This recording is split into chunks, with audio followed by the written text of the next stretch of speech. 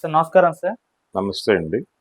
Sir Balayya గారి అభిమానులైతే producers పైన full fire అవుతున్నారు సార్. ఇవాళ మార్నింగ్ ట్విట్టర్‌లో చూసినా కూడా ఫుల్ ట్రెండ్ అయిపోతుంది. డిసెంబర్ 12న ఏది చేసైనా సరే రిలీజ్ చేయండి అని చెప్పేసి వాళ్ళు పోస్టులు కూడా తెగ పెట్టేస్తున్నారు సార్. మరి ఆ పరిస్థితులు ఉన్నాయా? ఈ మంత్ 12న రిలీజ్ అయ్యే అంటే కొంతమంది 25th అంటున్నారు, కొంతమంది సంక్రాంతికి అంటున్నారు. మరి ఎప్పుడు రిలీజ్ అయ్యే అవకాశాలు కనిపిస్తున్నాయి? మరి ఫ్యాన్స్ ఆగ్రహాన్ని ఎలా చూడొచ్చంటారు సార్? అంటే మాకు మూడో స్టేజ్ చల్లారాలి అంటే కుదరని పని కాదు అది. ఎందుకంటే ఒక సినిమా రిలీజ్ డేట్ ఫిక్స్ చేయడం అనేది అనేక విషయాలని పరిగణనలో తీసుకుని చేసుకోవాల్సినటువంటి ఏర్పాటుగా ఉంటుంది. ఉదాహరణకి 5వ తారీఖు అనేది ఫిక్స్ చేయడానికి అఖండ 5వ తారీఖు డిసెంబర్ 5 అనేది ఫిక్స్ అవగానే చాలా సినిమాలు డేట్లు మార్చుకుని ముందుకెళ్ళినాయి. అవును. ఈ ముందుకెళ్ళిన సినిమాలు ఒక శుక్రవారం కొన్ని, ఇంకో శుక్రవారం కొన్ని అకామిడేట్ అయినాయి. అవును. కాబట్టి ఇప్పుడు మళ్ళీ అఖండ ఈ శుక్రవారం వదిలేశారు. అసలు టోటల్ గా ఏ రిలీజు లేదు. అవును. ఒక శుక్రవారం వేస్ట్ అయిపోయింది.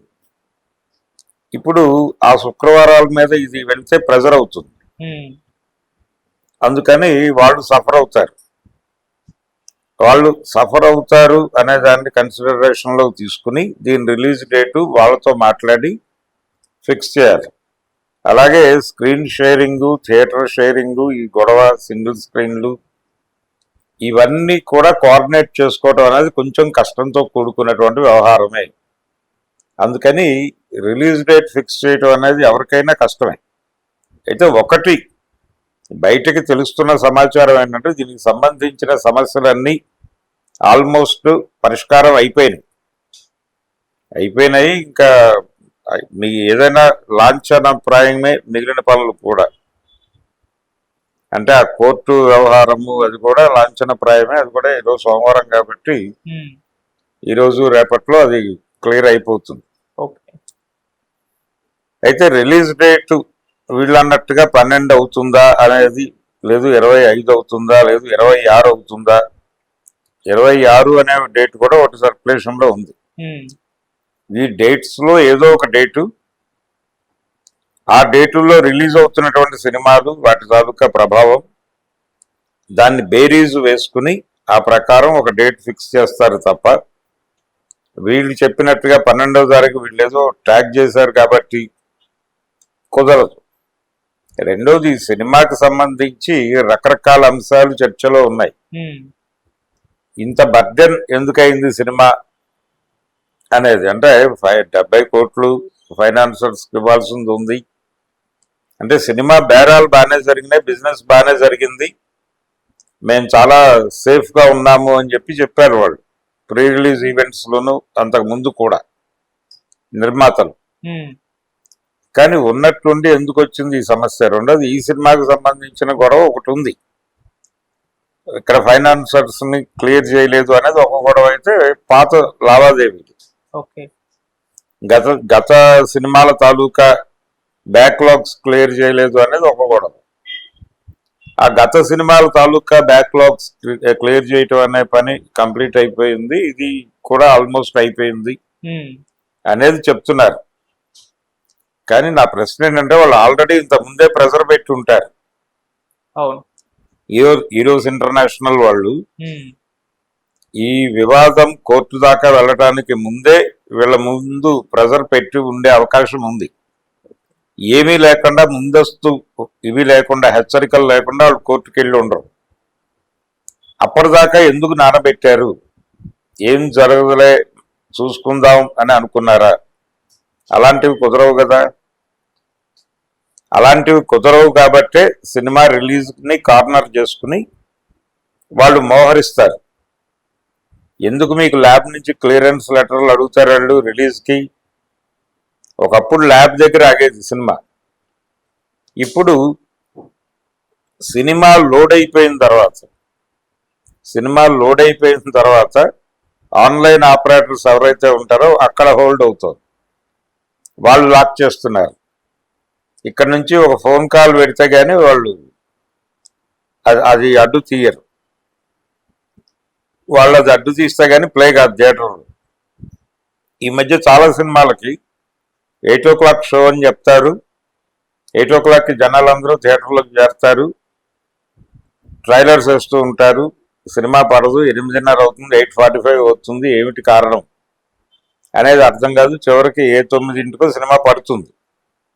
కానీ ఎందుకు ట్రైలర్లు వేశారు, గంట సేపు వేధింప మరి అనుకుంటారు జనాలు. ఈ గంట సేపు అక్కడి నుంచి ఫోన్ రాలేదు కాబట్టి వాళ్ళు అది తీయరు. ఈ విషయం వాళ్ళకి తెలిసి వాళ్ళు మీరు ఫోన్ చేయండి అని చెప్పి అవతల ఫైనాన్సర్స్ చెప్పి అట్నుంచి ఒక ఫోన్ చేయిస్తే తప్ప క్యూబిక్ కానీ లేకపోతే యూఎఫ్ఓకి కానీ అలా ఒక ఫోన్ కాల్ వెళ్తే అప్పుడు వాళ్ళు అడ్డు తీసేస్తారు, అప్పుడు ప్రసారం మొదలవుతుంది. ఇది కండిషన్. అందుకని గతంలో ఎలా ఉండేదంటే థియేటర్ల దగ్గర జనాలు ఉండేవాళ్ళు, ప్రింట్లు ఇక్కడ ఉండేవి, ల్యాబ్లు, లారీలు, బస్సులు, ఇలాంటి ఏర్పాట్లు, చిన్న చిన్న వ్యాన్లు ఇలాంటివి పెట్టుకుని ఉండేవాళ్ళు ల్యాబ్ దగ్గర. రాగానే అక్కడికక్కడికో తీసుకెళ్ళాలి, శ్రీకాకుళం మరో చోటకో తీసుకుపోవాలి. అంటే ముందు రోజు 2 రోజుల ముందే క్లియర్ అవ్వాలి కాబట్టి 2 రోజుల ముందు నుంచే గోల మొదలయ్యేది ఓకే ఆ రోజుల్లో. ఇప్పుడు ఆ పరిస్థితి కాదు, లోడ్ చేసేస్తున్నారు సినిమా, వీళ్ళ బాధ్యత అయిపోతుంది. కానీ వాళ్ళు ప్లే చేయాలంటే మాత్రం వాళ్ళకి సంబంధించిన అన్ని టిక్కులు పెట్టబడి ఉండాలి, లేకపోతే వీళ్ళ మీద లీగల్ యాక్షన్ తీసుకుంటాడు వీడు. అందుకని ఆ క్లారిటీ లేకుండా జరగదు. ఈ సినిమా పరిస్థితి కూడా అదే. ఇది కూడా లోడ్ అయింది ఆ రోజు ప్రీమియర్స్ కోసం, లోడ్ అయి హోల్డ్ అయింది. అందుకని ఇప్పుడు జరగవలసిన క్రతువు అంతా అయిపోయింది అని చెప్తున్నారు అందరూ. క్రతువు అయిపోయింది కానీ రిలీజ్ డేట్ కసరత్తు మొదలైంది. ఆ రిలీజ్ డేట్ కసరత్తు కంప్లీట్ అయిపోతే గానీ డేట్ చెప్పరు. అందుకని బయట స్పెక్యులేషన్స్ నడుస్తున్నాయి. అంటే ఎవరో చెప్తారు 12వ తారీఖు వేసుకోవచ్చు కదా, బాగానే ఉంటుంది అంటారు. సినిమాలకు చెందిన పెద్ద మనిషి, ఇంకొక పెద్ద మనిషి లేదులే 25 బెటర్ అవుతుంది కొంచెం, ఈలోపు మళ్ళీ రీపబ్లిసిటీకి కూడా కొంత స్పేస్ దొరుకుతుంది కదా అంటారు. ముహూర్తం అనేది ఒకటి ఉంది దీనిలో. మళ్ళీ నందమూరి బాలకృష్ణ గారికి కొంచెం ముహూర్తం పట్టింపులు ఉన్నాయి. మొన్న ఎందుకు కాలేదు, రేపు అయిపోయేటప్పుడు ఎందుకు క్లియర్గా ఉండకూడదు అనే ఉద్దేశంతో ఆయన ముహూర్తం చూడొచ్చు. ఆయన ముహూర్తం ఏ డేట్ వస్తుందో ఎవరికి తెలియదు. అందుకని ఇన్ని విషయాలు ముడిపడి ఉన్నాయి అక్కడ. ఒకటేమో థియేటర్ల గొడవ, స్క్రీన్ షేరింగ్ వ్యవహారము, ఇవన్నీ సెటిల్ అవ్వాలి, ఇతర సినిమాల వాళ్ళతో మాట్లాడుకోవాలి, బాలకృష్ణ గారి ముహూర్తంతో మ్యాచ్ అవ్వాలి. ఇన్ని కలిస్తే అప్పుడు ఒక డేట్ బయటకు వస్తుంది. అప్పటి వరకు ఎవరు ఎన్ని మాట్లాడినా, ఎన్ని హ్యాష్ ట్యాగులు చేసుకున్నా, తలకిందులుగా నిలబడి తపస్సు చేసినా డేట్ బయటకు రాదు. ఈ 4 డేట్లు ఉన్నాయి వాళ్ళ దగ్గర. 12వ తారీఖు అనే డేట్ ఉంది, 25 అనే డేట్ ఉంది, 26 అనే డేట్ ఉంది. ఇది కాకుండా ఇంకో డేట్ కూడా ఏదో ఉందని చెప్తున్నారు. ఆయన ముహూర్తం తాలూకా డేట్ ఎవరో, అంటే బాలకృష్ణ గారు ఏ పద్ధతిలో ముహూర్తం సెట్ చేస్తారో తెలిసిన ఆయన ఒక లెక్కేసి మేబీ 18, 20 మధ్యలో పడవచ్చు, ఇలాంటివి ఏవో చెప్తున్నారు. ఇలా 100 రకాల అభిప్రాయాలు ఉన్నాయి దాని చుట్టూ. ఒకటి, మొన్న రిలీజ్ కాకపోవటం అనేది దానికి జరగాల్సిన డ్యామేజ్ ఏదో జరిగిపోయింది. అంత మాత్రం చేత సినిమాలో కంటెంట్ ఉంటే ఆడదా అంటే డెఫినెట్గా ఆడుతుంది. కానీ జరగాల్సిన నష్టం జరిగిపోయింది. థియేటర్లు బుక్ చేశారు, పేపర్లలో యాడ్లు వేశారు, టీవీ ఛానల్స్లో యాడ్లు వేశారు, ఇంటర్వ్యూలు స్లాట్లు కొని ప్లే చేశారు. మరి ఈ కసరత్ అంతటికి కనీసం ఒక 30 to 40 crores అన్న అయి ఉంటుంది కదా వాళ్ళకి జాతీయ స్థాయిలో. థియేటర్ల రెంట్లతో సహా అలాగే క్యూబిక్ కట్టుంటారుగా కొంత అన్ని చోట్ల. ఈ డబ్బులన్నీ క్యాలిక్యులేట్ చేస్తే కనీసం 30 to 40 lakhs 30 to 40 crores అవుతుంది కదా. అది ఎవరు తిన్నట్టు? ఇప్పుడు ఆ నష్టం కూడా భర్తీ చేసుకోవాలి దీనిలో. సో చాలా ఉంది వ్యవహారం. ఒకటి, క్లియరెన్స్ వచ్చింది అనేది ఒకటే పాజిటివ్. అక్కడితో తృప్తి పడిపోవటం. డేట్ వాళ్ళు ఎప్పుడు చెప్తే లేదు, నెక్స్ట్ ఇయర్ అక్టోబర్ అన్నా భరించక తప్పదు. ఇప్పుడు అనేక సినిమాలు విశ్వంభర చూస్తూనే ఉన్నాం కదా, 2 సార్లు పోస్ట్పోన్ అయింది, మళ్ళీ పోస్ట్పోన్ 26 మధ్యలోకి వెళ్ళింది. అది జనవరి కూడా కాదు. అందుకని జరుగుతాయి ఇలాంటివి. గతంలో కూడా జరిగాయి. బాలకృష్ణ గారు నరసింహనాయుడు సినిమాకి కూడా మార్నింగ్ షో పడలేదు, ఫస్ట్ షో నుంచే సినిమా వచ్చింది. ఓకే. అలాగే నరసింహుడు అనే జూనియర్ ఎన్టీఆర్ సినిమా కూడా అదే జరిగింది.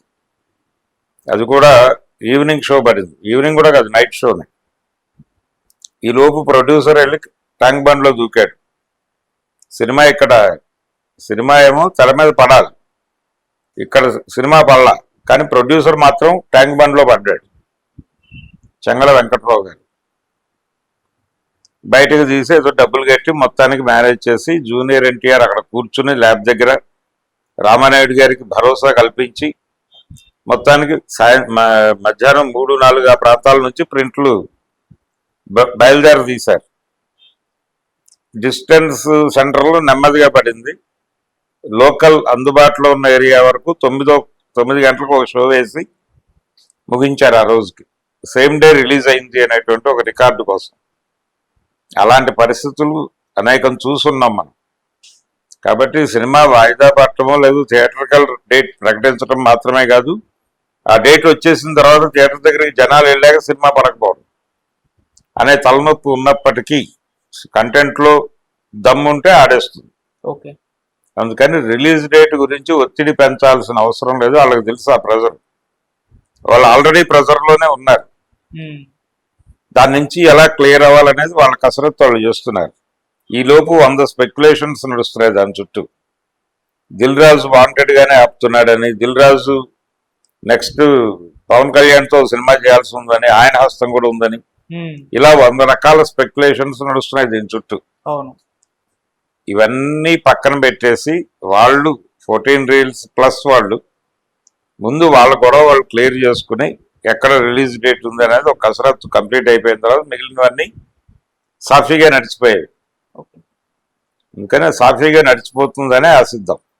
సార్, అంటే సంక్రాంతికి అయితే బెటర్ అని కూడా కొంతమంది ఆశిస్తున్నారు సార్. అంటే పోటీ ఉంటుంది, ప్రభాస్ గారి సినిమా ఉంది, మళ్ళీ చిరంజీవి గారి సినిమా ఉంది, చిరంజీవి గారితో క్లాష్ కూడా బాగుంటుంది అని చెప్పేసి అలా ఎలా ఉంటుంది సార్ సంక్రాంతికి? అంటే ఓటీటీతో లింక్ అయి ఉన్న గొడవ ఇంకోటి ఉంది రిలీజ్ డేట్ కి. అవును, రిలీజ్ డేట్ కి వాళ్ళు ఎప్పుడు సినిమా వేయదలుచుకున్నారో దానికంటే 40 రోజుల ముందు సినిమా రిలీజ్ కావాలి. అవును. వాళ్ళు అఖండాకి ఎప్పుడు పెట్టుకున్నారు ముహూర్తం? సంక్రాంతికి పెట్టుకున్నారు. సంక్రాంతికి ఇది తెర మీదకి వస్తే వాళ్ళు ఎప్పుడు పెట్టుకోవాలి సినిమాని? వాడికి కూడా అంటే ఓటీటీకి కూడా ఒక రిలీజ్ ఒక ఇది ఉండాలి కదా, ఆడియన్స్ లీజర్ గా ఉండాలి, సినిమా చూసే మూడ్ లో ఉండాలి. ఆ మూడ్ లో ఉన్నప్పుడు రిలీజ్ చేయాలనేది కదా వాళ్ళ ప్రోగ్రామ్, వాళ్ళ సెల్లింగ్ పాయింట్. అంటే ఇంకో పండగకి వెళ్ళాలి. అందుకనే బుక్ మై షోలో 26 అనేసి సార్. అవును సార్, వేయడానికి కారణం అదే. ఇది గనక పోస్ట్ పోన్ అవటం అంటూ జరిగింది కాబట్టి ఇమ్మీడియట్ గా విత్ ఇన్ డిసెంబర్ అయితే కొంతమేరకు సేఫ్. డిసెంబర్ మధ్యలో 15వ తారీఖు లోపు రిలీజ్ అయిపోతే అక్కడ ఏదో రకంగా మాట్లాడుకుని 1 వారం 10 రోజుల తేడాలో ఓటీటీలో సినిమా పెట్టించేయచ్చు. ఇది గనక డిలే అయిపోతే నెలాఖరికి వెళ్ళిపోయి జనవరిలోకి వెళ్ళిపోతే ఓటీటీ వాడు అగ్రిమెంట్ క్యాన్సిల్ చేసుకుంటే ఏంటి పరిస్థితి? సో ఆ ప్రాబ్లం ఉంది. అందుకని ఓటీటీ ఇష్యూ కూడా ఉంది కాబట్టే వీళ్ళు ఏమిటి ఎలా అనే దగ్గర గందరగోళం ఉంది. రిలీజ్ డేటు ఫిక్స్ చేయడానికి ఈ ఎలిమెంట్స్ అన్నిటినీ పరిగణనలో తీసుకుని ఈ సమస్యలన్నింటినీ చూసి ఒక అనుకూలమైన డేట్ తీసుకోవడం బెటర్. డిలే చేయటం వల్ల ప్రమాదం. దాని మీద ఉండేటువంటి బజ్ నెమ్మదిగా తగ్గుతూ ఉంటుంది, దాన్ని సస్టైన్ చేయటం కష్టం. ఇప్పటి వరకు సినిమా రిలీజ్ వరకు జనాలని మూడ్ లో ఉంచడం కోసం కష్టపడుతున్నారు. ఈ కష్టాన్ని మించిన కష్టం అది. అందుకని అంత దారుణమైన బాధ్యతలు భుజాన్ని వేసుకుంటారు వీళ్ళని నేను అనుకోవడం లేదు. As early as possible clear చేద్దామని ట్రై చేస్తున్నారు. స్పెక్యులేషన్స్ అక్కర్లేదు, ప్రాపర్ డేట్ వాళ్ళే చెప్తారు.